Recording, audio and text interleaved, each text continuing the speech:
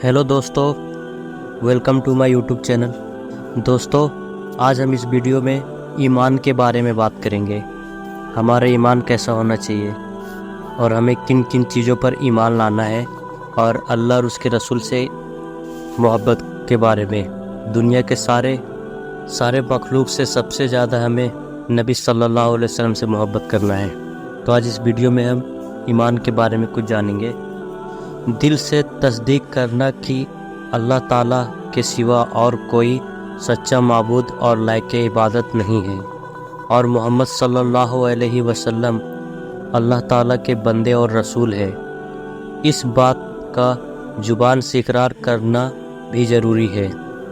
अल्लाह के अहकाम पर पूरा अमल करना, मसलन नमाज, रोज़ा, ज़कात, हज और औरतों का पर्दा वगैरह। एक हदीस है, हज़रत अब्दुल्ला बिन उमर रजी अल्लाहु अन्हु से रिवायत है कि रसूल अकरम सल्लल्लाहु अलैहि वसल्लम ने फरमाया, इस्लाम की बुनियाद 5 चीज़ों पर है। यह गवाही देना कि अल्लाह ताला के सिवा कोई सच्चा माबूद नहीं है, और मोहम्मद सल्लल्लाहु अलैहि वसल्लम अल्लाह के रसूल है, और नमाज को पाबंदी से अदा करना, और ज़कात देना, और हज करना अगर खर्च करने के लिए रकम हो, और रमज़ान के रोज़े रखना। वजाहत: इस्लाम और ईमान एक ही चीज़ है। ईमान घटता बढ़ता रास्ता है। हज़रत अबू हुरैरा रज़ी अल्लाहु अन्हु से रिवायत है कि नबी करीम सल्लल्लाहु अलैहि वसल्लम ने इरशाद फरमाया, ईमान की 60 से ज़्यादा शाखें हैं, और हया शर्म भी ईमान ही की एक शाख है। हया बहुत ज़रूरी है क्योंकि यह बुराइयों को गुनाहों से रोकती है। हदीस है, हज़रत अब्दुल्ला इब्न उमर रज़ी अल्लाहु अन्हु से रिवायत है कि नबी करीम सल्लल्लाहु अलैहि वसल्लम ने फरमाया, वह है जिसकी ज़ुबान और हाथ के नुकसान से दूसरे मुसलमान महफूज रहे, और मुजाहिर वह है जो उन कामों को छोड़ दे जिनसे अल्लाह ताला ने मना किया है। ज़्यादातर तकलीफ़ों और गुनाहों का ताल्लुक़ इन्हीं 2 हाथों से और ज़ुबान से होता है, इसलिए एहतियात कीजिए। हज़रत अब्दुल्ला इब्न उमर रज़ी अल्लाहु अन्हु से रिवायत है कि एक आदमी ने रसूलुल्लाह सल्लल्लाहु अलैहि वसल्लम से सवाल किया, इस्लाम मुसलमान की कौन सी खसलत बेहतर है? आपने फरमाया, खाना खिलाना और सलाम करना, चाहे उसको पहचानते हो या ना पहचानते हो। सलाम करने से आपस में मोहब्बत पैदा होती है, इसलिए आप भी सलाम ज़्यादा किया करें।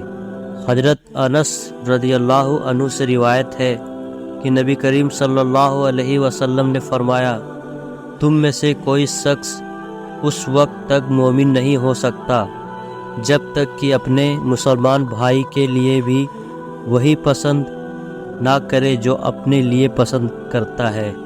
इस्लाम के इस आदत को बहुत ज़्यादा अहमियत दी है। इससे दुनियावी ज़िंदगी भी निहायत आराम से गुजरती है, और आखिरत की ज़िंदगी में भी फ़ायदा ही फ़ायदा है। इस अमल से मुसलमान खुद भी खुश रहता है। हज़रत अनस रज़ी अल्लाहु अन्हु से रिवायत है कि रसूल अकरम सल्लल्लाहु अलैहि वसल्लम ने फरमाया, तुम में से कोई शख्स उस वक्त तक पूरा मोमिन नहीं हो सकता जब तक कि उसको मुझसे मोहब्बत अपने माँ बाप, अपनी औलाद और तमाम लोगों से ज़्यादा ना हो। आपसे ताइब मोहब्बत के अलावा ईमानी मोहब्बत भी होनी ज़रूरी है, वरना फितरी मोहब्बत तो आपसे अबू तालिब को भी थी, लेकिन उसे मोमिन नहीं कहा गया। हज़रत अनस रज़ी अल्लाहु अन्हु से रिवायत है कि नबी करीम सल्लल्लाहु अलैहि वसल्लम ने फरमाया, जिसमें 3 बातें होंगी वह ईमान का मिठास पाएगा। अल्लाह ताला और उसके रसूल सल्लल्लाहु अलैहि वसल्लम की मोहब्बत उसको हर चीज़ से ज़्यादा हो, दूसरी किसी बंदे से خالص اللہ کے لیے دوستی رکھے، اور تیسری پھر کفر میں جانا جب اللہ تعالیٰ نے اس کو کفر سے بچا لیا وہ اتنا برا سمجھے جیسے آگ میں ڈالا جانا۔ مٹھاس سے مراد وہ لذت ہے جو رسول اکرم صلی اللہ علیہ وسلم کی حدیثوں پر پورا عمل کرنے والا ہی کو محسوس ہوتی ہے۔ حضرت ابو ہریرہ رضی اللہ عنہ نے کہا کہ رسول اللہ صلی اللہ علیہ وسلم سے سوال کیا گیا کہ کون سا عمل افضل ہے؟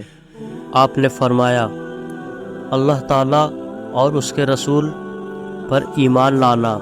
عرض کیا گیا پھر کون سا؟ آپ نے فرمایا اللہ تعالیٰ کی راہ میں جہاد کرنا۔ عرض کیا گیا پھر کون سا؟ آپ نے فرمایا حج مبرور۔ حج مبرور وہ ہے جو ریاکاری، دکھاوے اور شہرت حاصل کرنے سے پاک ہو اور خالص اللہ تعالیٰ کی رضا کے لیے کیا جائے۔ حج مبرور کی نشانی یہ ہے کہ حاجی کی اسلامی زندگی پہلے سے بہت بہتر ہو جائے۔ حضرت ابن عباس رضی اللہ عنہ سے روایت ہے کہ نبی کریم صلی اللہ علیہ وسلم نے فرمایا معراج کے سفر کے دوران مجھے دوزخ دکھائی گئی تو اس میں میں نے زیادہ تر عورتوں کو پایا۔ وجہ یہ ہے کہ وہ کفر احسان کا انکار کرتی ہے۔ عرض کیا گیا کیا اللہ کے ساتھ کفر کرتی ہے؟ آپ نے فرمایا نہیں، شوہر کی ناشکری کرتی ہے اور احسان نہیں مانتی۔ اگر تم ایک عورت سے ساری عمر احسان کرو پھر وہ کوئی ایک ذرا سی بات تم میں دیکھے جس کو پسند نہ کرتی ہو تو کہنے لگتی ہے کہ میں نے تو تم میں کبھی بھی کوئی بھلائی نہیں دیکھی۔ کفر کے کئی معنی ہیں، مثلا اللہ تعالیٰ کو نہ ماننا، ناشکری، انکار کرنا وغیرہ۔ کفر دو قسم کا ہوتا ہے، ایک اصلی اور ایک واستوک کفر، جس کے کرنے سے انسان اسلام کے دائرے سے خارج ہو جاتا ہے۔ مثلا اللہ تعالیٰ کے ساتھ کسی بزرگ، زندہ یا مردہ کو شریک کرنا، کسی کو مشکل کو حل کرنے والا داتا سمجھنا۔ اس کی ادھک تفصیل کے لیے دوسرا وہ کفر ہے جس سے وہ اسلام کے دائرے سے خارج تو نہیں ہوتا مگر گناہگار ضرور ہوتا ہے۔ یہاں دوسری قسم کا کفر مراد ہے۔ حضرت ابوذر غفاری رضی اللہ عنہ نے فرمایا کہ میں نے ایک شخص حضرت بلال رضی اللہ عنہ کو اس طرح گالی دی کہ اسے ماں کی آر غیرت دلائی۔ رسول اکرم صلی اللہ علیہ وسلم نے یہ سن کر فرمایا کیا تم نے اسے اس کی ماں سے آر غیرت دلائی؟ ابھی تک تم میں جاہلیت کا اثر باقی ہے۔ تمہارے غلام تمہارے بھائی ہیں، انہیں اللہ تعالیٰ نے تمہارے قبضے میں دے رکھا ہے، بس جس شخص کا بھائی اس کے قبضے میں ہو اس کو چاہیے کہ اسے وہی کھلائے جو خود کھاتا ہے، اور اسے وہی لباس پہنائے جو وہ خود پہنتا ہے، اور ان سے وہ کام نہ لو جو ان پر بھاری گزرے، اور اگر ایسے کام کی انہیں زحمت دو تو خود بھی ان کا ہاتھ بٹاؤ۔ دوسری حدیث میں ہے کہ حضرت ابو ذر رضی اللہ عنہ نے حضرت بلال رضی اللہ عنہ کو صرف اتنا کہا تھا کہ اے کالے رگ کی عورت کے بیٹے، ہمارے سماج میں اس قسم کی بات گالی شمار نہیں ہوتی بلکہ صرف مذاق کی ایک قسم ہے، لیکن شریعت نے اسے بھی جاہلیت کے زمانے کی یادگار سے ثابت کیا ہے۔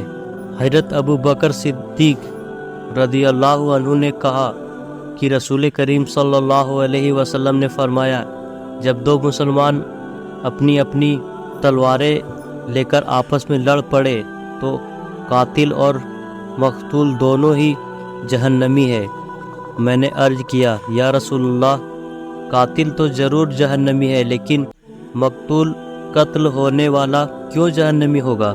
آپ نے فرمایا اس کی اچھا بھی دوسرے ساتھی کو قتل کرنے کی تھی۔